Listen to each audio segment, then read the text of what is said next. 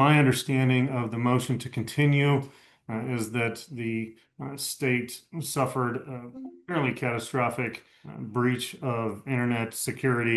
Your Honor, your summary was actually fairly accurate. The network security incident that was determined to be a ransomware attack happened in the early hours of.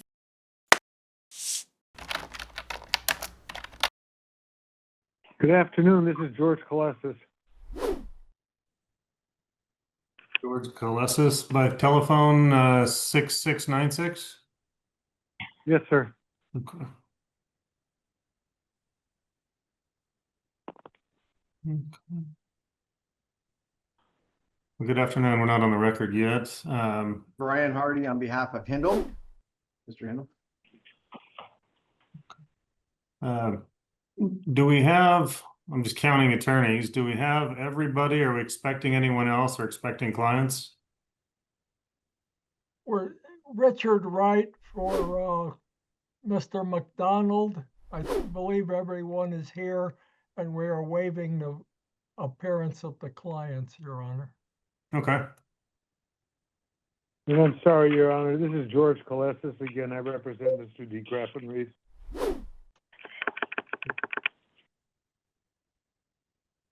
Good afternoon, Your Honor. Oh, sorry. Go ahead, Alyssa. I was just gonna say, I am the sole representative for the state, so there's no one else coming on our side. Okay. And Your Honor, Monti Levy, bar number 8158. I represent Eileen Rice.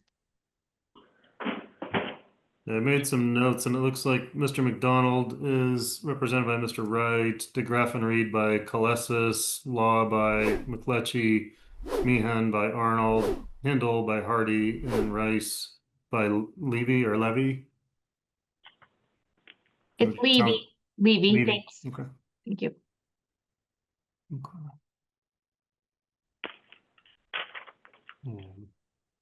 I'll definitely give the client some time to pop in. I don't think we're expecting our clients at all, any of them. Correct. That's correct, Your Honor. Oh, none of them. I thought I heard Mr. Wright say we were waiting for them, but that's Oh, not I'm sorry. We're waiving their appearance. right. Gotcha. And Miss Engler, no problem with that, is that right? That's fine, Your Honor. Okay. All righty. Miss Clerk, are we ready? Yes, Judge, we are ready. Okay, are we recording? Yes. Okay, good afternoon. You're in Carson City Justice Court, a telephonic appearance by Zoom. It's September 5th, 2025, about 2 o'clock in the afternoon. Case number is 24CR016241C001. State of Nevada versus Michael McDonald, James DeGraffenreid, Jesse Law, Shawn Meehan, Durward Hindle, Eileen Rice. They're represented in that order by Richard Wright, George Kelesis, Maggie McLetchie, Harry Arnold, Brian Hardy, and Monti Levy. The state is represented by Alyssa Engler. Is that correct? That's correct. Okay. Thank you all for appearing on short order. There was a motion to continue filed, I think it was about the 27th of last month. Opposition filed earlier this week. And then there was a request to submit. I apologize for not setting this earlier. That motion to shorten time and request, the way it came through in my email, it frankly looked like it was a photographic attachment that just didn't come through. So I neglected that. I'm grateful to have you all here. My understanding of the motion to continue, I put it out there so that everyone knows my thought process and can correct it, is that the state suffered a fairly catastrophic breach of internet security in one manner or another. I think it goes without saying that it was significant. The state computers were down, DMV was down, NCIC criminal history was down, and in this particular case, the allegations in the sworn affidavit in support of the motion were that the Attorney General's office only had access to their local email for access to their servers and or system, and it was remote. It wasn't through the work computers, but it was email driven. Based upon that event happening shortly before roughly the 27th, I imagine a few days or so. The system went down. They filed a motion, said essentially all of our documents, work product, and by that I'm assuming organization of the discovery in the case, notes, perhaps transcripts of other hearings and the like, were all on the servers and inaccessible, and the state IT essentially was not allowing the individual attorneys, let alone other state agencies, to access the servers until they cleaned them up and made sure there was no ongoing threat. The defense submitted an opposition to their request to continue because they didn't believe they would be in time to be able to prepare. And the opposition offered the state all of the discovery so they could get ready. Copies of downloaded information on a flash drive and the like, and said, hey, we're ready. This is an older case. Granted, this is the second iteration of the case. I do understand we're awaiting Supreme Court's ruling in the first iteration of this case as to proper venue. But right now, this is the only case alive at this level. So the defense offered up that information. The state had declined. My understanding is because the IT people said, hey, we're not having people, our employees, that is, hook up, whether it's thumb drives or other type of storage devices to the system till we know our system's good, presumably so that they could scan whatever's being hooked up and not have some further problems. That's the general nature of my understanding of where we are. There's a preliminary hearing set in this matter, 2 counts, I believe, of forgery set for next Friday and next Thursday and next Friday. So with that understanding, I look forward to any corrections. It's the state's motion. Ms. Engler, in case you are providing more information, please raise your right hand. Do you swear or affirm under the penalty of perjury in the state of Nevada that the testimony you're about to give will be the truth, the whole truth, and nothing but the truth? Yes, Your Honor. Okay, so corrections or additions to my ineloquent summary of where we are and any additional information or position? Sure. Your Honor, your summary was actually fairly accurate. I'll just give a little bit more of a history. I thought that would be helpful. The network security incident that was determined to be a ransomware attack happened in the early hours of August 23rd. Our office, specifically the Attorney General's office, which is housed where I'm located in Las Vegas in the One State of Nevada Way government building, which also houses the governor. That office was entirely closed from the days of August 25th through the 29th. They didn't allow anyone in unless you were essential personnel, which would be IT and some of the other individuals at the higher end of each agency. So for me specifically, and my co-counsel, Matthew Rashbrook, we were not able to access the building itself. We didn't have access to our work computers, our case management system, our emails, or our paper files. We were explicitly told not to really use our emails through the web-based system until it was approved, and that did not happen until later during that week. It was only this week on September 2nd that we received the necessary IT updates to allow us to have access to our work computers, but that only gave us access to our emails and then our Microsoft-based products. At this time, we still do not have access to any of our computer management systems, any of our drives, which would be our X drives, our H drives, everything where we keep our documents. And this also applies to our investigative agency, who were the main investigators that handled the investigation of this case. We have unfortunately been given no timeline as to when those systems will be accessible again. So that's kind of the current status of where we're at. I have access to emails and I can draft pleadings. I'm the head of my division.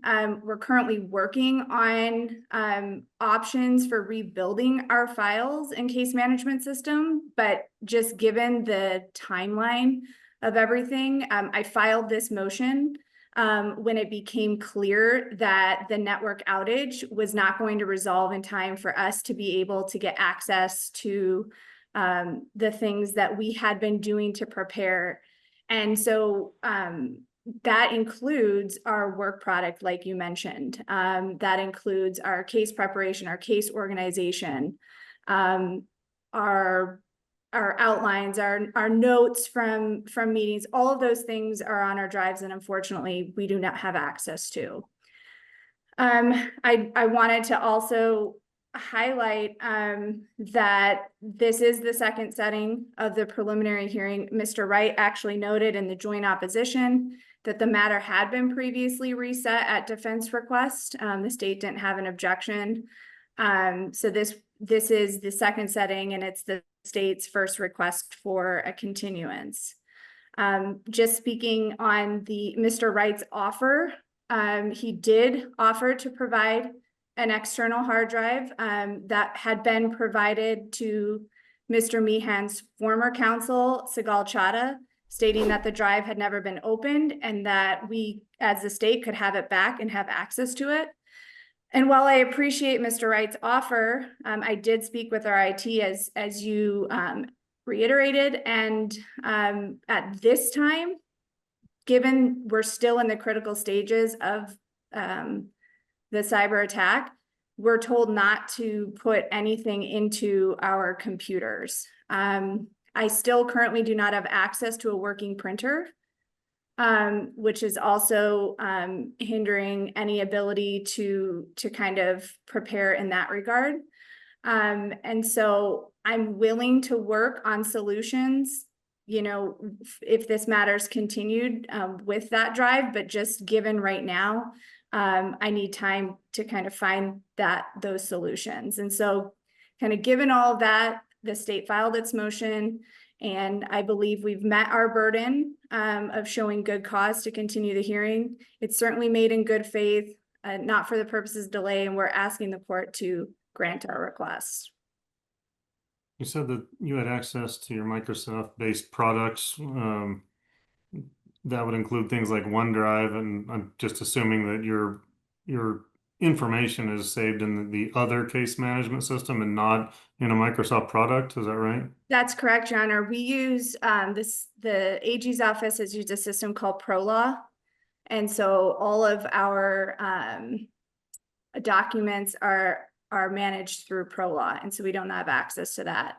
We also use the X Drive as our division where we put our pleadings and things that were in draft process that we also do not have access to. We do have access to Microsoft, and so we're looking at solutions, moving forward until this situation resolves. You and or Mr. Rashbrook, if he was involved earlier in the case in its first iteration, have paper files, have bankers' boxes broken down and backups in hard copy form that can be used? No, Your Honor, we and I suppose this is just my generation, but we use everything online. I know Mr. Wright commented on how he is a paper attorney, and I appreciate that. And I'm papered to some degree, but as far as this particular case, one of the unique aspect is there was an extensive amount of discovery. A lot of it was digital. And so it was all transferred from our system, our online systems, to an external hard drive. That's how it was provided to defense. It wasn't provided in our normal pathway through SharePoint because of how large it was. So I certainly could try to recreate some things through emails, but the reality is a significant portion of it, at least my work product, is not accessible. Can you give me an example of the type of documentary or video evidence that you're talking about? So I don't, for example, I don't have access to outlines and things that I had done in preparation with witnesses, case notes, things that I had done in that type of prep. I don't have access to any of the prior exhibits. I don't have access to the videos that were played in this case because those were all on the drives. I don't, and speaking specifically for me, I assume the same is for Mr. Rashbrook. He's out of town today, so unable to attend the hearing. Trying to think of additional other things besides outlines, notes. That I guess that pretty much sums it up. Okay. What about examples of evidentiary documents? If we're talking forgery, there's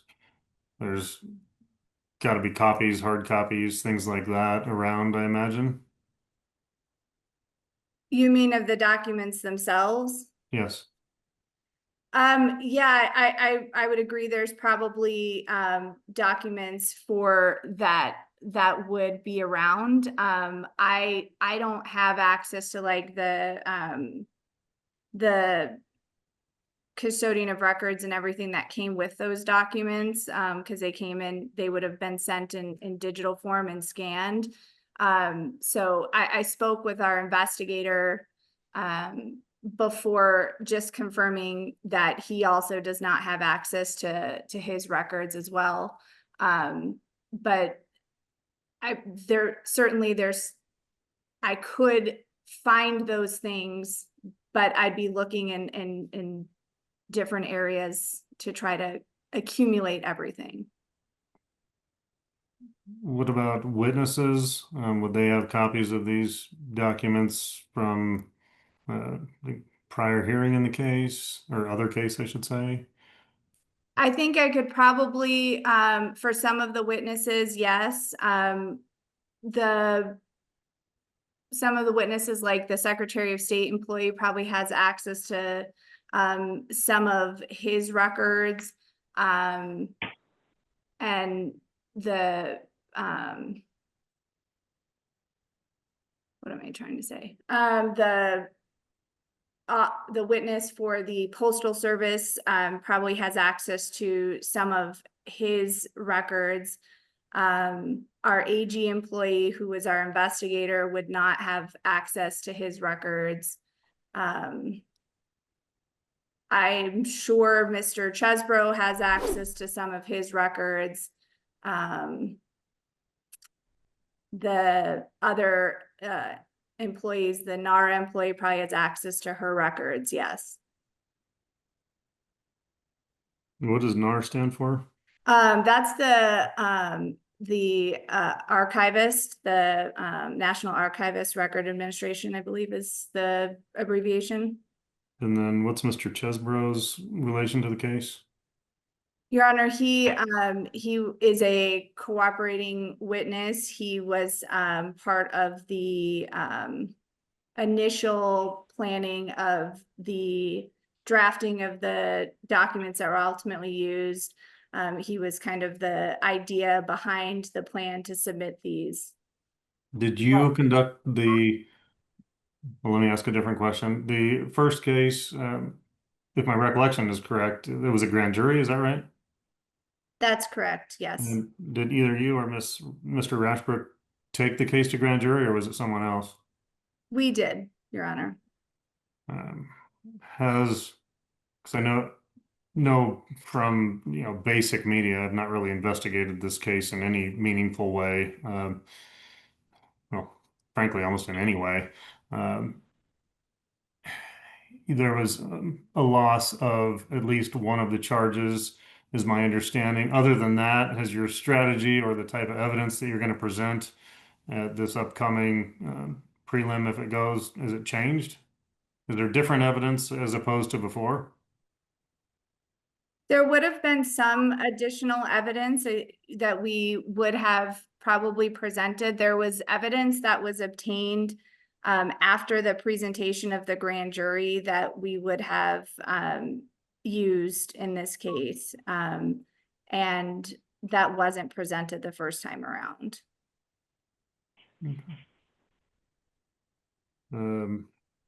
The court was informed, one of the court staff early on, I think before the motion was filed, that there was a potential witness issue and or a need for a witness to appear remotely. They've relocated. It's a prelim. They're more than 100 miles away or so. Are there any actual witness problems? Your Honor, so since the time frame for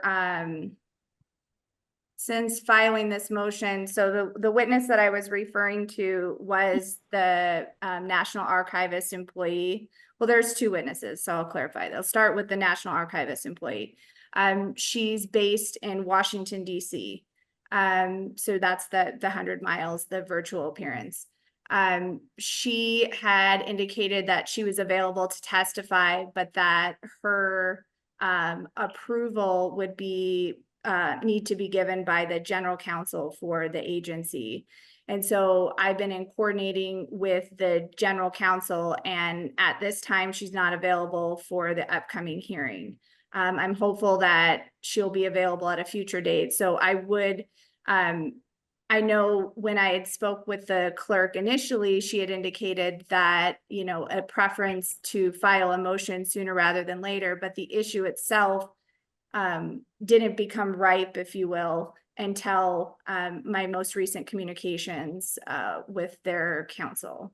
And so the state would be asking, if it hadn't been for the cyber attack, which was the first basis for the Hill motion, I would have been asking for a continuance on the basis that she is a necessary witness and is unavailable. Additionally, Mr. Chesbrough's counsel has indicated a conflict with September 11th, which is the first day. I don't know conflict for the second day, but he has a necessary, the way he described it, a necessary medical appointment that cannot be moved, that would prevent him from traveling.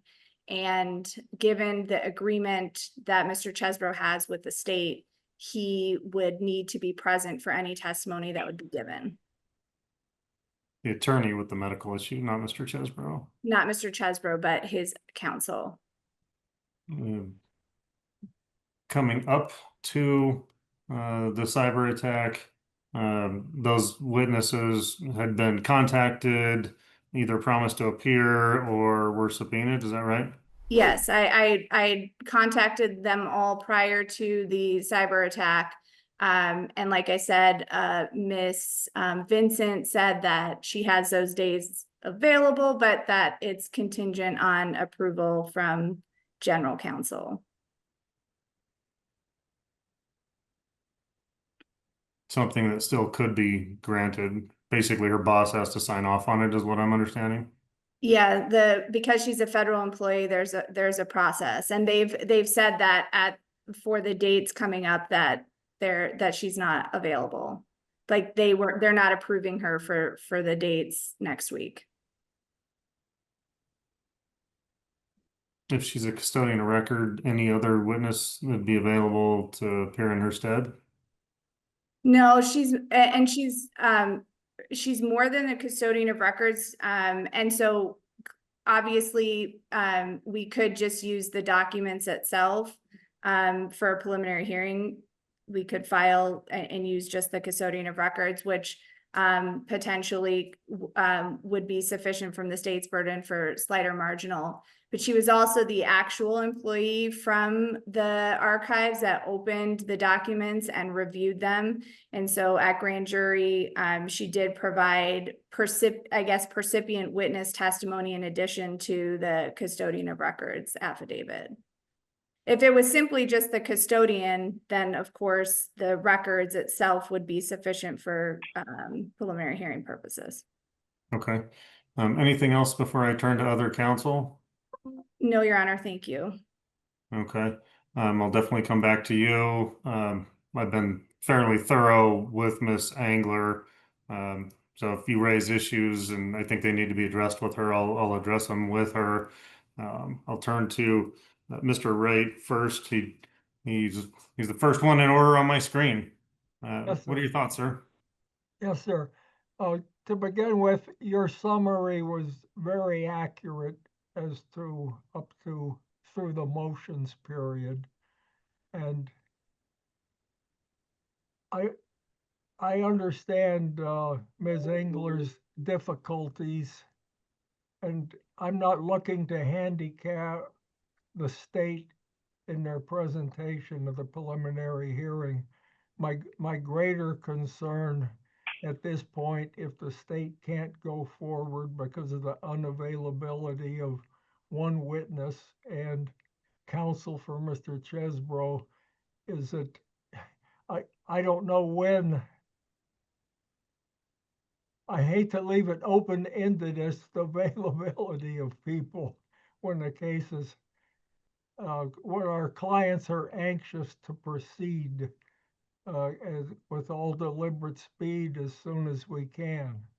And so I just like to get a firm as soon as possible setting if it can't be next week. Okay.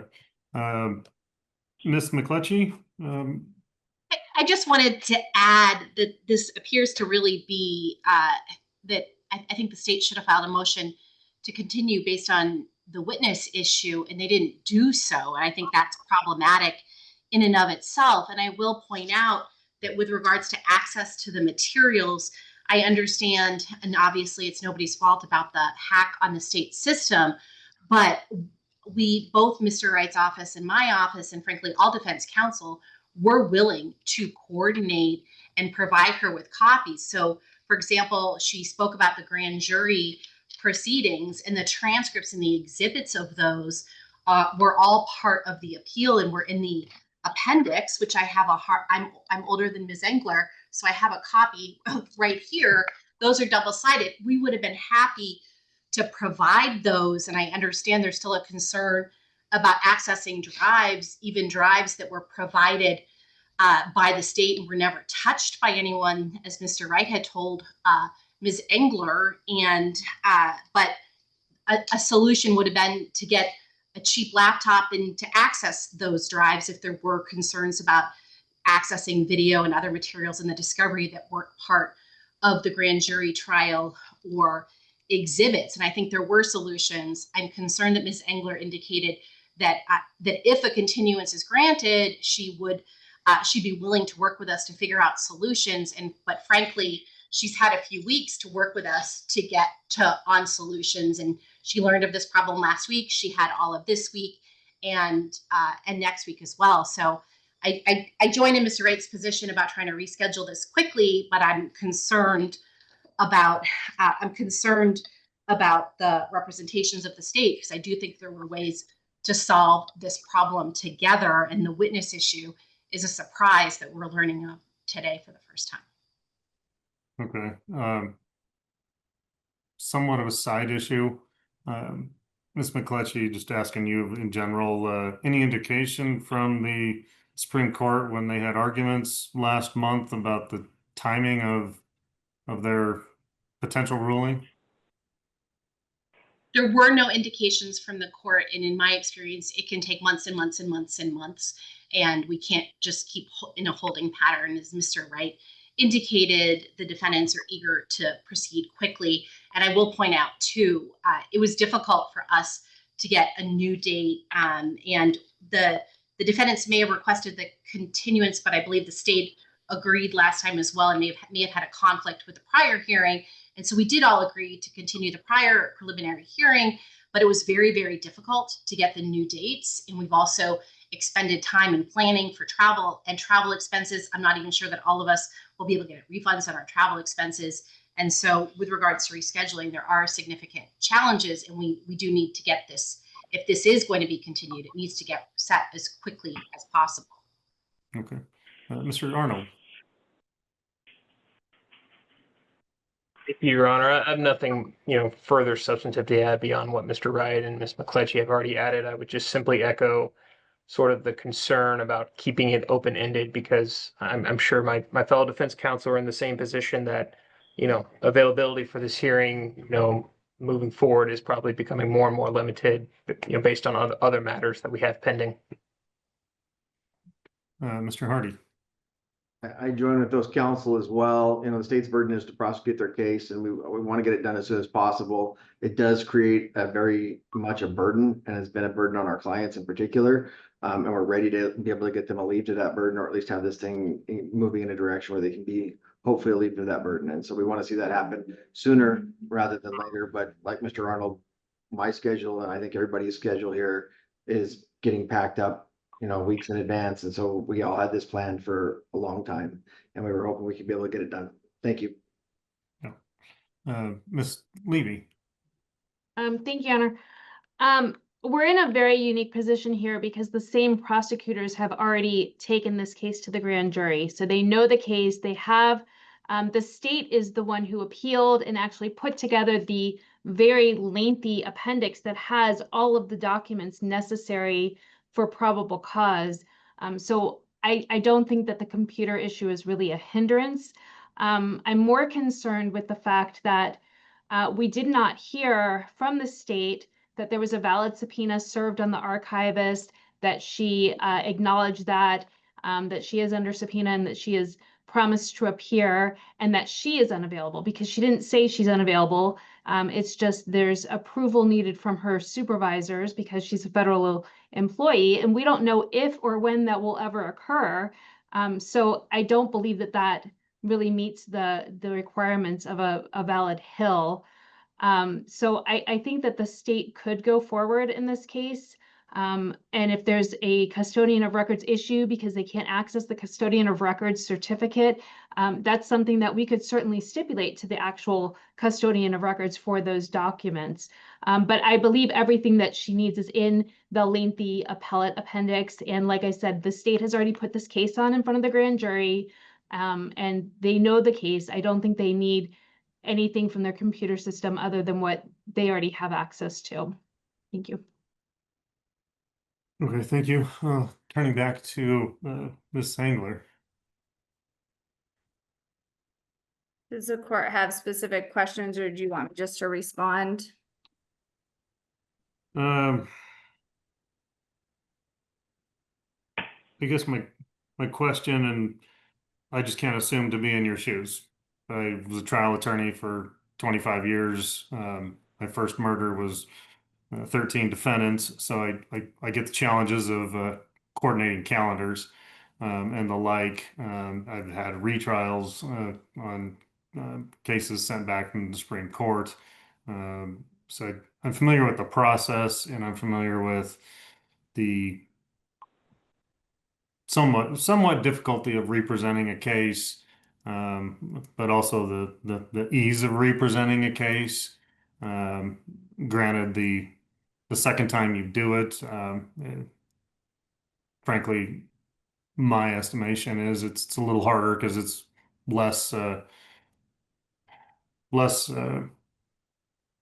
fresh and less. And this is a trial comment only, and not a prelim comment. And it's a horrible choice of words, but essentially less sexy. Retrying a case is just dreadful going through the motions a second time. I see Mr. Wright, he's done it and he knows what I'm talking about. But I guess I'm curious your thoughts on that point, because Ms. Levy, I hadn't thought about the position that not only has it been to a grand jury once, which is different. You don't have defense counsel. You do have the burden of presenting exculpatory evidence.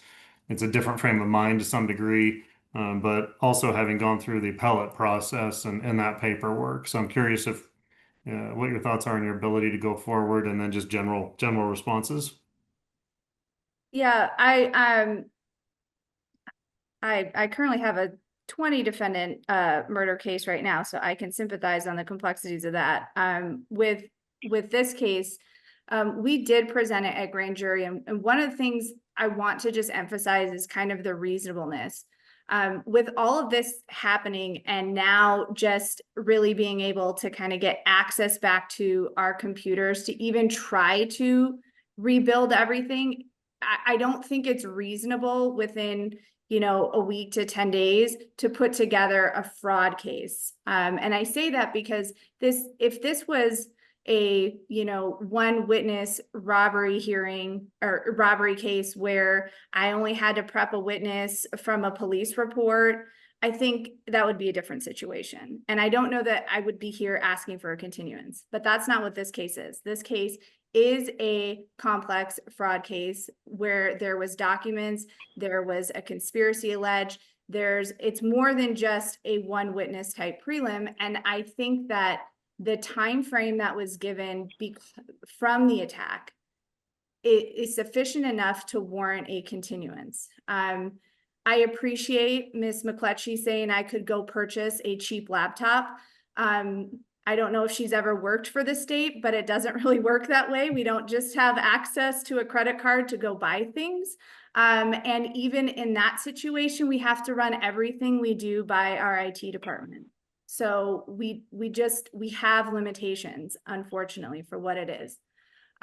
So I understand that there's this notion that we can just go look at the appellate record and we can go, we can get access to all of these things, but we're basically starting from scratch. In other words, we're taking those, we're reorganizing our case.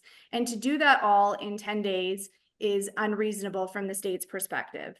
And so I am asking for a continuance. I'm not asking for a lengthy continuance. I would ask for 60 days so that we can get access to those documents, reorganize, be prepared for the next time around. I think that that's reasonable given the circumstances.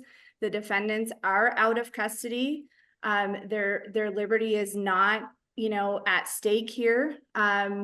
So I think that given that there was a prior continuance, and yes, the state did agree to that prior continuance, I think it's appropriate. And I'm asking, I do believe that the Hill motion is appropriate. I will comment on the witness issue. That witness issue, so there's a distinction. There's Bustos and there's Hill. Bustos is the surprise where you show up at court and someone's under subpoena and they don't show up. A Hill motion is supposed to be made when the state becomes aware that a necessary witness is not available. The state only became aware after these motions were filed that a necessary witness from the state's perspective, which is Miriam Vincent, is not available for the September 11th and 12th dates. I am hopeful that at a continued date that her availability will be secured. Understanding that if it's not, that's a different situation, and I anticipate defense will make appropriate motions if that becomes the case. But I have not filed a Hill motion because that unavailability was not known to me until just, you know, in the last 24 hours. Okay.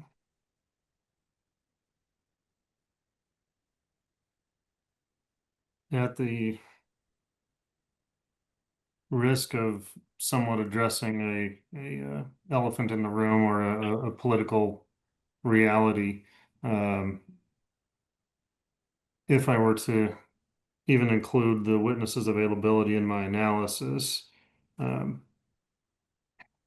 you have any reason to believe, or have you been given any information from the archivist or their superiors,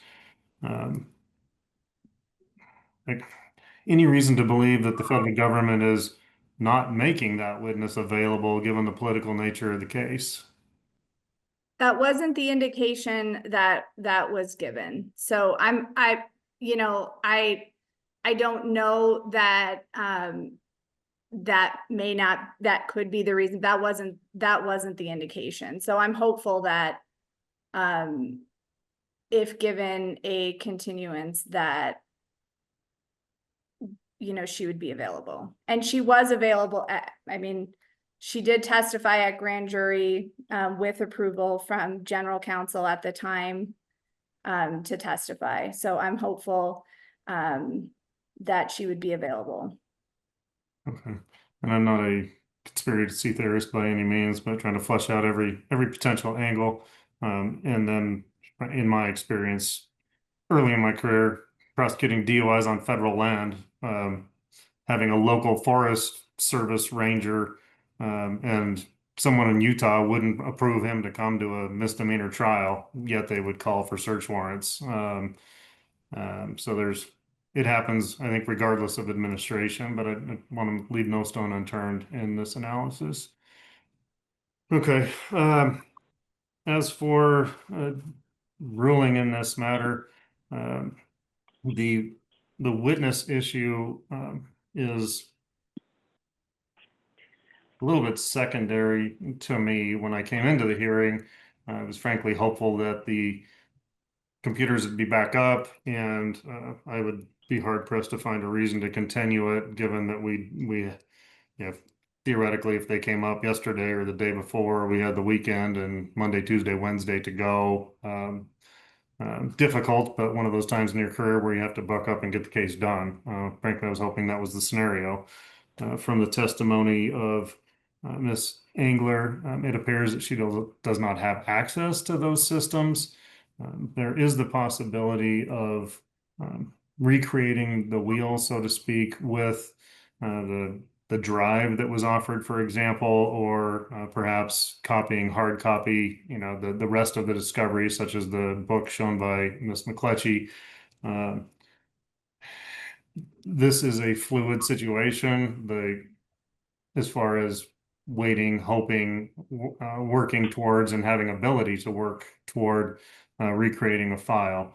Can't really fault the state for not jumping on it. It's her IT people saying, we wouldn't even let you plug this in. As far as buying a new laptop, yes, possible, outside the ordinary course of work, for sure, according to the testimony of Ms. Engler, and frankly, my experience having worked in the government my entire career. Recreating that, reorganizing that, and then still not having approval to even hook up a hard drive, frankly makes it much easier of a call on my end. While extraordinary efforts could be gone through to attempt that process, they're not reasonable in my mind, given the fluid nature of the case and the lack of access and continued lack of access. A very nice offer by the defense in a lesser case, something you could jump on. It's been represented. This is complex. It's complex, but it's not one of those paper trails going through a mortgage fraud scheme forever. This is, a group of individuals getting together, and I'm just surmising, having somewhat of a public presence in Carson City, likely evidence from that spilling over to mailing of documents, receipts of documents by various agencies, and what those documents mean. So it's not quite as simple as someone presenting a forged check off of grandma's account at a casino with grandma and the casino worker and a cop. It is a little bit more involved. The lack of access to the digital copies of that evidence and lack of digital backups in the office are fairly compelling to me. The lack of the access to transcripts that had been gone through, original notes, the changes in the evidence, I guess new evidence is what I'm referring to, that was gathered. I don't know exactly what that was, but that was going to be presented at this hearing. This is akin to essentially someone's office burning down, losing that information, and having to recreate the wheel, or a car accident, and losing your files, so to speak. Yes, it can be recreated, but given the nature of the lack of access to those drives, the ability to plug them in, to go back through, and the lack of access to their original notes, outlines, and the like, continuance is justified. on that ground. As far as the witness issue, we don't have the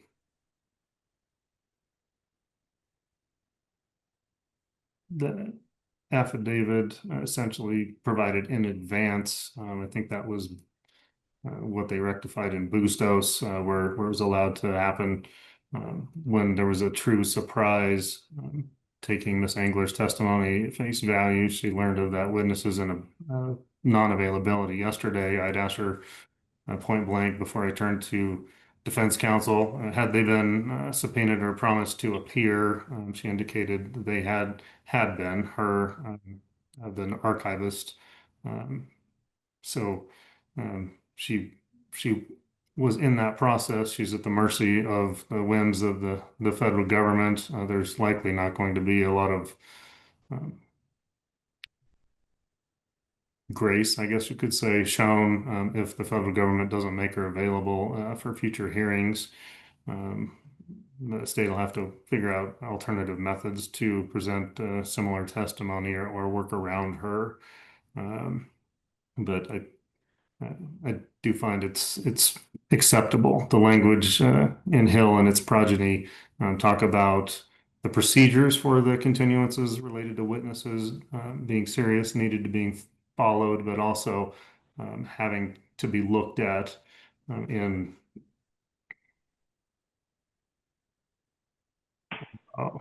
words have escaped me, but looked at in light of the entire circumstances of the case as it exists. I think that would be an additional ground at this point, hearing that she's a percipient, a witness, receiving those documents and able to explain the evaluation of them and how they relate to the charges. So that's a secondary ground, but that's truly secondary. The bulk of my decision is made upon the good cause with the outage of the system. So I'll continue it. The hard part, coordinating schedules. I'm a senior judge and I'm somewhat free the later in the week. The Thursday, Fridays are usually easier for me, but I'm fairly open coming up. I don't know if we want to take some stabs at dates now. If you all want to put together lists and coordinate options. But what do you think on picking a new date? Your Honor, Anybody? what are the earliest dates that you have available? We could do the week of October 2nd and October 3rd. That's the earliest. We could do October 9th, October 10th.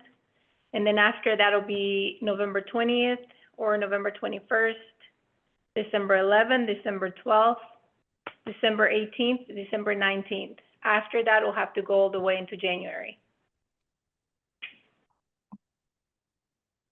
I apologize. I was just pulling it up. What was the December? I think I can do the 20th and 21st of November. I'm in a murder trial that's on an invoke setting right before that. I don't think it'll go into that third week, so I should be fine on the 20th and 21st. What's the December dates though also? We have December 11th and December 12th, or December 18th and 19th.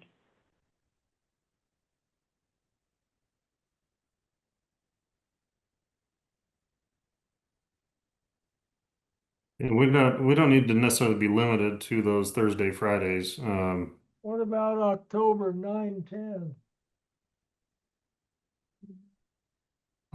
That works for me. I will say I do have a trial stack that week, trial set 7th, 8th, 9th, and 10th of October. I am good on October 2nd and 3rd though. I could do the 2nd and 3rd as well. This is Your Honor. George Kelesis. I'm out of town from September 24th through October 6th. And this is a commitment that I have back east, and I'm going to have to be gone. So I cannot do it that period of time. Your Honor, for the record, this is Maggie McLetchie. I think October 2nd and 3rd would be appropriate dates to reset it. I understand that the state needs some time to get access to the materials, but again, we can help solve those problems by providing the hard copies and figuring out other accommodations to the state. And while Ms. Engler pointed out that our client's liberty wasn't at stake, this case has been pending for some time. There are issues with with the fact of pending indictments hanging over someone is not easy, a pending criminal case, and there are issues that the clients are facing because of this ongoing criminal case, such as impacting employment and other issues. And so I would ask that this be set as soon as possible. And I think I've got some conflicts, I know, with the November and December dates. I don't know about Mr. Wright and Ms. Levy, but I would ask that this be set as soon as possible on October 2nd and 3rd. So Mr. This is Kelesis, George Kelesis again. Your Honor, as I said earlier, that Maggie obviously didn't hear me. I'm out of town from September 24th till October 6th. And I sit as the chairman of the Nevada Tax Commission, and I believe we're doing our hearings on the 7th of October. I'm available. I will double check that to confirm it. I'm available on the 9th and 10th of October, which would allow Mr. Kelesis to be there as well if he's available on those dates.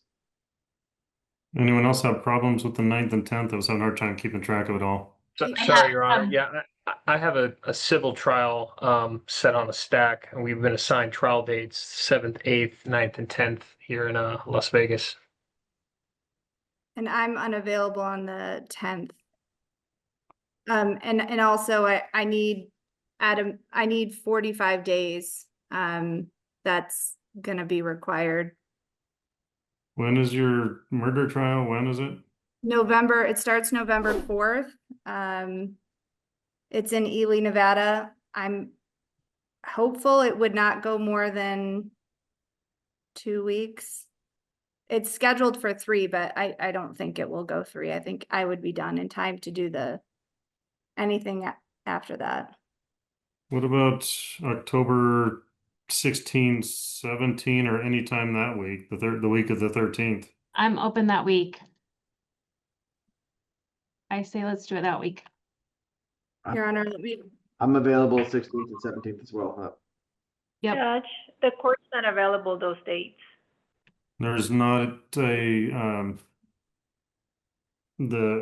specialty courtroom upstairs is not available. No, they have a jury trial schedule. As of right now, I mean, we can keep an eye on it, and if it comes off, we can let you guys know, but sometimes we don't know until the day off or the day before. Is that a misdemeanor justice court jury trial, or is district court using that room? Yeah. It is a justice court trial. Any other days earlier in the week on any of these upcoming weeks? We only have the specialty court Thursday, Friday. Was the week of October 20th discussed? I didn't hear. No, it's getting close for Miss Engler, but I mean, I can, if I had to do it, I need to be back on the 24th, but I could probably, if there's, the 22nd or 23rd. Your Honor, what about October 13th or 14th? That would be great for me. 13th and 23rd to 24th, I may have some issues, so it's earlier in the month to be better. I think that's when the October. court was not available, or the courtroom. So the issue is that we only have the specialty courtroom available Thursdays and Fridays. not Monday, Or Tuesday. Tuesdays in a row. I know it's Tuesday busy. we could. I know that courtroom is busy every Wednesday. What about Monday and Tuesdays? So Monday they have drug court, Tuesday is available, but then Wednesday they have civil, Thursday and Fridays, those are the days that we can use. And we have to see if there's nothing else available, a schedule, I'm sorry. Is So it those are the Thursday, Fridays that we have available so far. district court, drug court? Yes.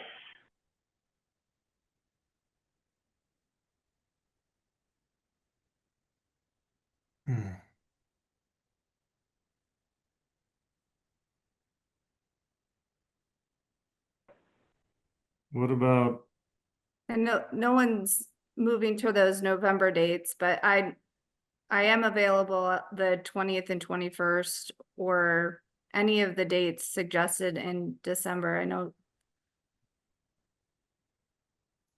Your Honor, if it's helpful, I apologize. I agree. It's a little bit difficult to keep track of all the balls in the air here. You know, to the extent that the state, you know, is available October 9th and 10th, I think it'd be possible for me to get coverage on those days in my trial. I can speak to some of my colleagues here. Good. so if you were I'm- free?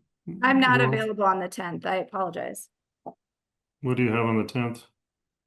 I am, my daughter's off of school. It's her birthday and don't have childcare. So that's the mom in me, but that's the reality.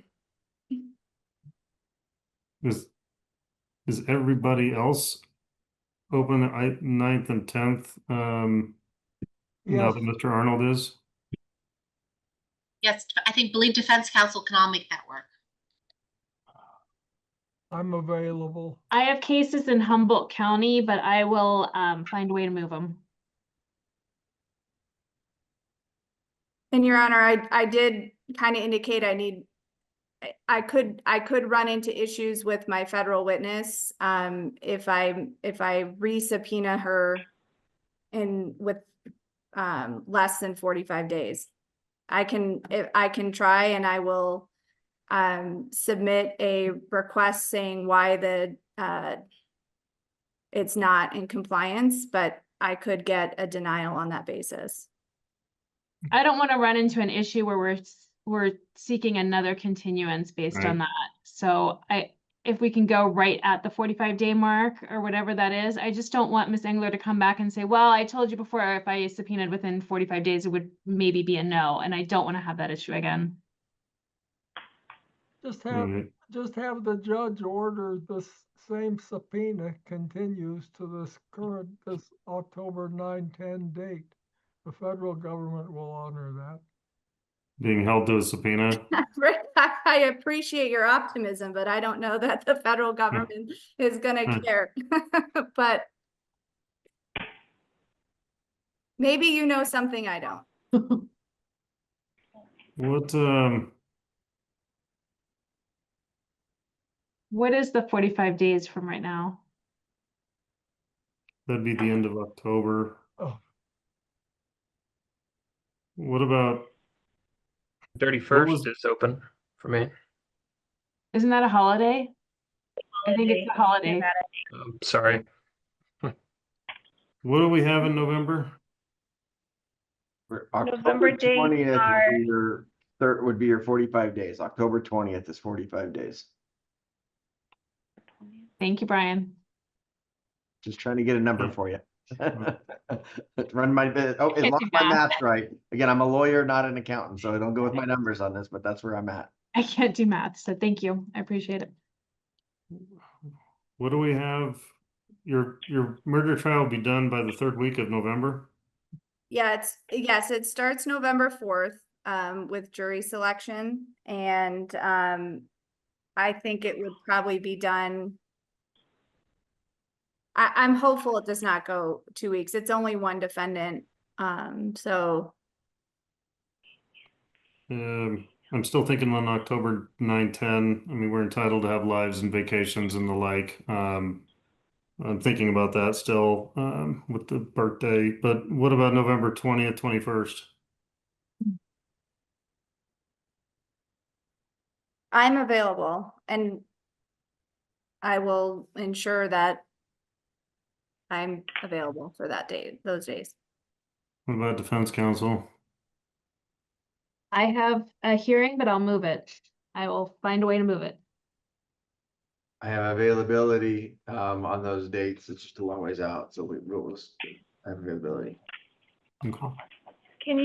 We are gonna check with our DA's office on that jury trial on the 16th and 17th. If you guys wanna wait, we're just gonna try to get a hold of the DA. Because my supervisor thinks it might be coming off, so if you guys don't mind, it'll take a few Yes. minutes. We- Yeah. October 16th and 17th, that would be great. Yes. Okay, just a Those second, days are okay? perfect. Was that October or November? I apologize. October. I will, and like I said, I'm just putting it out there. I will submit in my request if it's not within 45 days that this was the date given, and I will say that the same, but again, I could get a denial based on that. That's what the federal law requires, 45 days. I've run into that before.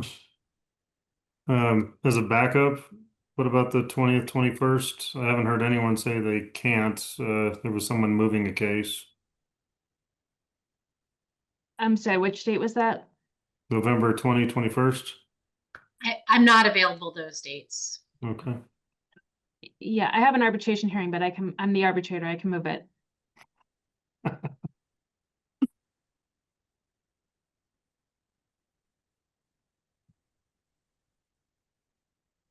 That's the prerogative of the judge going right there, right, Monty? Hmm.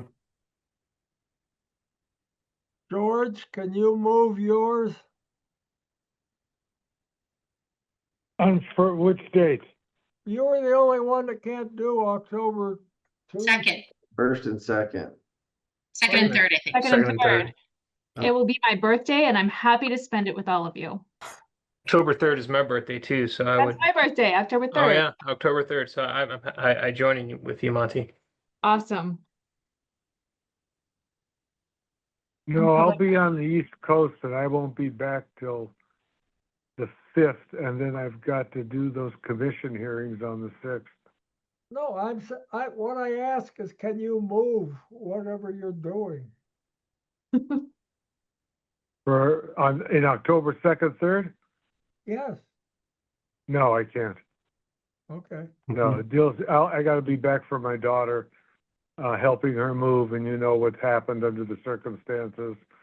So I will be back playing daddy, moving her out of the house with the former boyfriend. So no, I won't miss that under any circumstances.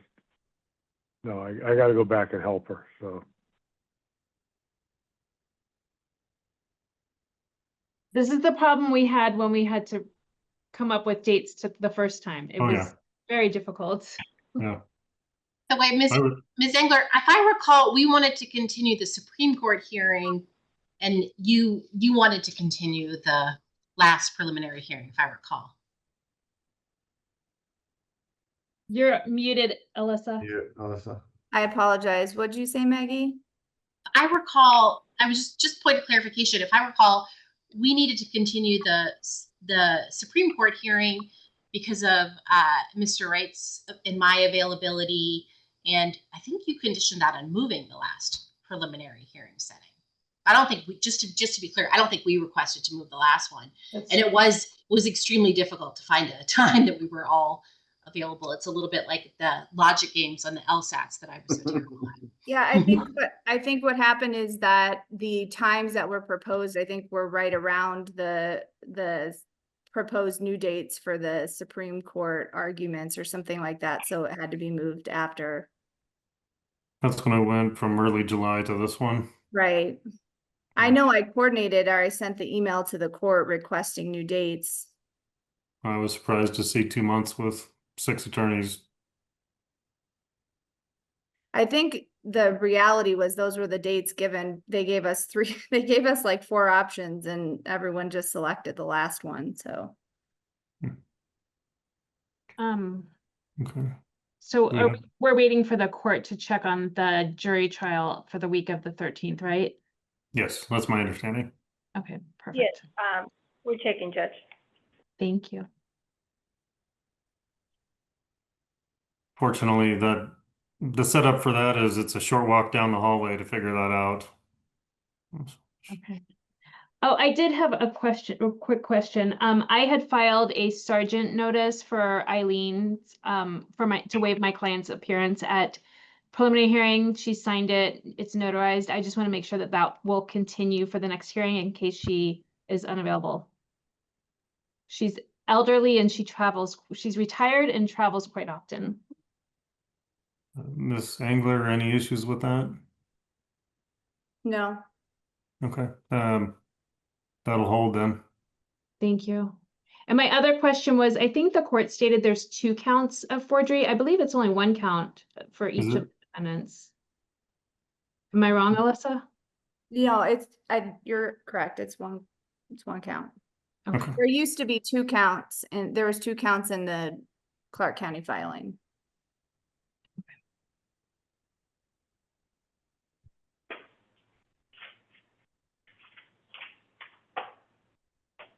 I guess while we're waiting, for the sake of the record, Mr.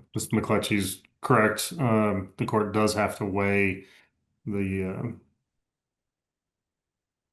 defendant's liberty interests, and even though they're out of custody, it's been pending 4 years. It's been public, and this is the second iteration of the case, as I've said before. So it's been factored in and into my analysis.